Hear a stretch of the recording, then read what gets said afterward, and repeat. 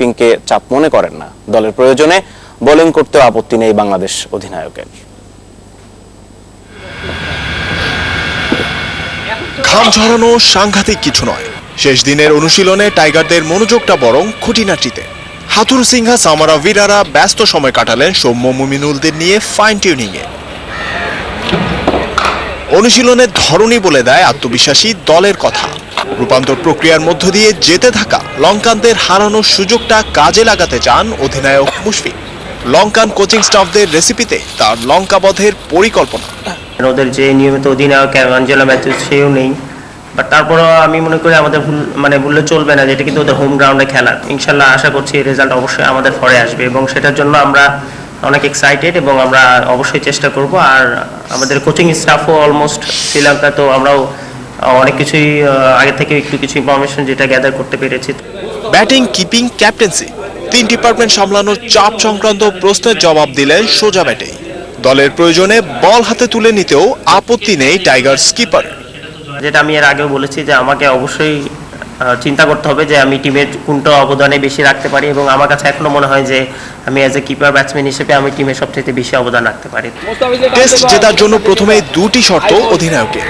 ভালো খেলতে হবে 5 দিন, নিতে হবে 20 উইকেট। মুস্তাফিজকে ফিরে পেয়ে সে শর্ত পূরণ অসম্ভব মনে হচ্ছে না ক্যাপ্টেন ফ্যান্টাস্টিকে। সোমবার শ্রীলঙ্কার উদ্দেশ্যে ঢাকা ছাড়বে মুশফিক বাহিনী।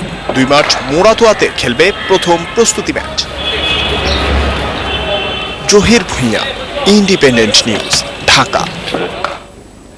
শেখ কামাল ক্লাব কাপের প্রথম সেমিফাইনাল আজ মালদ্বীপের টিসি স্পোর্টসের মুখোমুখি হচ্ছে নেপালের মানাং মার্সিয়াংদি। এম এ আজিজ স্টেডিয়ামে ম্যাচ শুরু সন্ধ্যা 6:30টায়।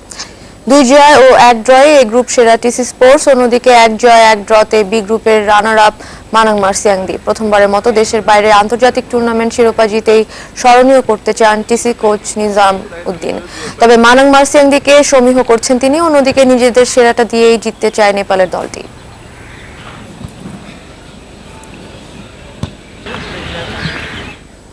কোরিয়ার পোশেন এফসিকে আটকানোর কৌশল খুঁজছেন সাইফুল বারী টিটো। চট্টগ্রাম আবাহনী কোচ বলছেন, পরিকল্পনা মতো খেললেই আটকানো যাবে পোশেনকে, সেজন্য নিজেদের গোলমুখ আগলে রাখা জরুরি। টিটুর প্রত্যাশা জমাট রক্ষণই পারে ফাইনালে ওঠার পথ মসৃণ করতে।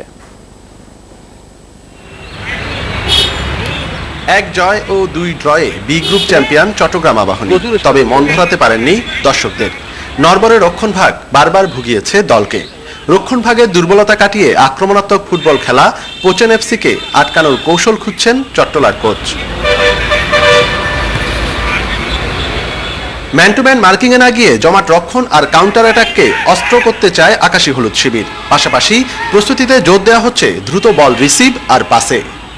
একটু ডিপ ডিফেন্ডিং হতেও পারে, আর করতেই হবে, কারণ হচ্ছে যে আমাদের প্লেয়ারের টেকনিক্যাল কোয়ালিটির চেয়ে ওদের কোয়ালিটি অনেক ভালো।